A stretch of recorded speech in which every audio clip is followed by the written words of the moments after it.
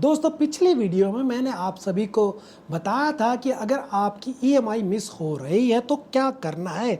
लेकिन उसके बाद आप में से बहुत सारे दोस्तों ने पूछा है कि भाई रिकवरी एजेंट्स ने तो अब घर पर आना शुरू कर दिया, अब इस केस में क्या करें। तो भाइयों मैं जानता हूँ ये सिचुएशन जो है बहुत ड्रामनी हो सकती है जब कोई अनजान आदमी आपके घर आकर आपको या आपकी फैमिली को धमकाता है, पड़ोसियों में बेइज्जती करता है।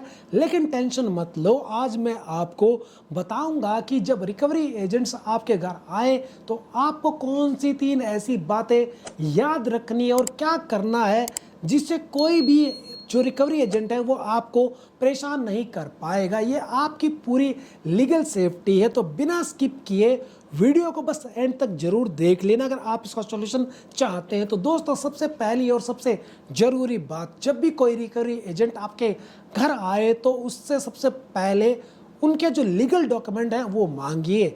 ये आपका पहला अधिकार है। क्या क्या मांगना है ये भी जान लीजिए। ऑथराइजेशन लेटर मांगिए। ये बैंक या जो नॉन बैंकिंग फाइनेंस कंपनी तरफ से एक लेटर होता है जिससे आपने लोन लिया है, जिसमें लिखा होता है कि इस पर्टिकुलर एजेंट को आपके लोन की रिकवरी के लिए ऑथराइज किया गया है। बिना इसके कोई भी एजेंट आपके पास नहीं आ सकता और मेजॉरिटी लोग यही गलती करते हैं, ये उनसे नहीं मांगते हैं। आईडी कार्ड मांगिए। एजेंट का ऑफिशियल आईडी कार्ड होता है जिस पर उसकी फोटो, नाम, कंपनी का लोगो होता है। उसके बाद डीआरए यानी डेब्ट रिकवरी एजेंट लाइसेंस मांगिए। आरबीआई के हिसाब से हर रिकवरी एजेंट के पास ये स्पेशल लाइसेंस होना जरूरी है। बिना इस डीआरए लाइसेंस के वो रिकवरी का काम नहीं कर सकता। ये आरबीआई का रूल है। प्रो टिप यहाँ पर सुन लो, अगर वो इनमें से कोई भी डॉक्यूमेंट दिखाने में आनाकानी करे या कहे कि हमारे पास नहीं है तो समझ लो दाल में कुछ काला है या दाल ही काली है। आप उन्हें सीधे घर जाने के लिए बोल सकते हो। उनके पास कोई भी लीगल राइट्स नहीं है आपको फोर्स करने के, आपसे रिकवरी करने के, आपको जो है बदनाम करने के। अब आते हैं दूसरे महाधिकार पे जो उनके बिहेवियर और टाइमिंग से जुड़ा है। रिकवरी एजेंट्स का आपसे बात करने का तरीका और समय दोनों आरबीआई के सख्त नियमों के अंदर आते हैं।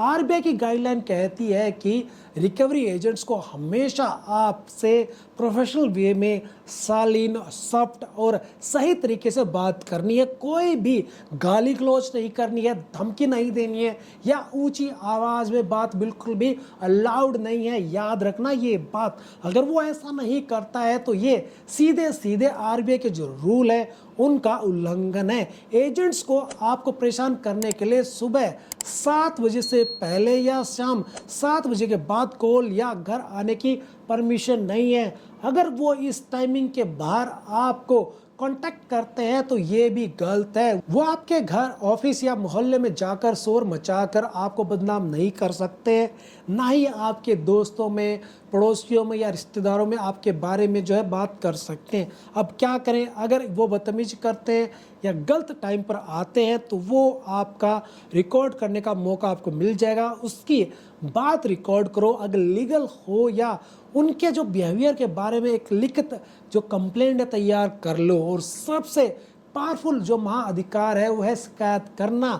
अगर एजेंट्स ऊपर दिए गए नियमों का उल्लंघन करते हैं, इनको नहीं मानते जो कि आरबीआई की गाइडलाइन है, तो आपको चुप नहीं बैठना है। जी हाँ दोस्तों, सबसे पहले जिस बैंक या नॉन बैंकिंग फाइनेंस कंपनी से आपने लोन लिया है उसकी कस्टमर केयर या ग्रीवेंस सेल में शिकायत करो। उन्हें बताओ कि उनके एजेंट्स ने आपको कैसे परेशान किया। अगर बैंक आपकी बात नहीं सुनता है तो फिर आप सीधे आरबीआई की जो ऑफिशियल वेबसाइट है ऑनलाइन शिकायत दर्ज कर सकते हैं।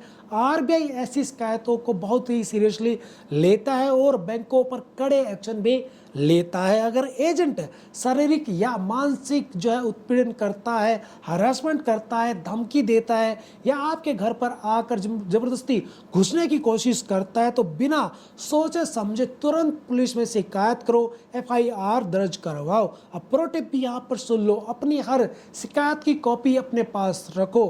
अगर आपने पहले ही बैंक को प्री इंटीमेशन लेटर भेजा है, जैसा कि मैंने आपको पिछली वीडियो में बताया था, तो वो भी आपके लिए एक एक्स्ट्रा प्रोटेक्शन का काम करेगा। इसके बाद भी आपको जो रिकवरी एजेंट है वो परेशान नहीं कर सकता है। तो दोस्तों याद रखना, लोन डिफ़ॉल्ट होना कोई क्राइम नहीं है। बड़े बड़े लोग इंडिया में ये कर चुके हैं, बल्कि एक सिविल केस है। और आरबीआई ने इतने सारे नियम आपकी सेफ्टी के लिए बनाए हैं।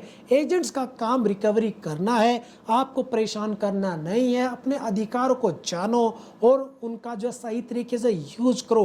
अगर यह जानकारी आपको हेल्पफुल लगी तो वीडियो को लाइक जरूर कर देना। ऐसी लीगल अपडेट के लिए चैनल को सब्सक्राइब जरूर कर देना और अपने दोस्तों के साथ इस टाइप की वीडियो को शेयर भी जरूर कर देना। तो जल्दी से एक व्हाट्सएप ग्रुप में इस वीडियो को शेयर कर दो दोस्तों। मैं फिर मिलता हूं आपसे नेक्स्ट वीडियो में। जब तक जय हिंद।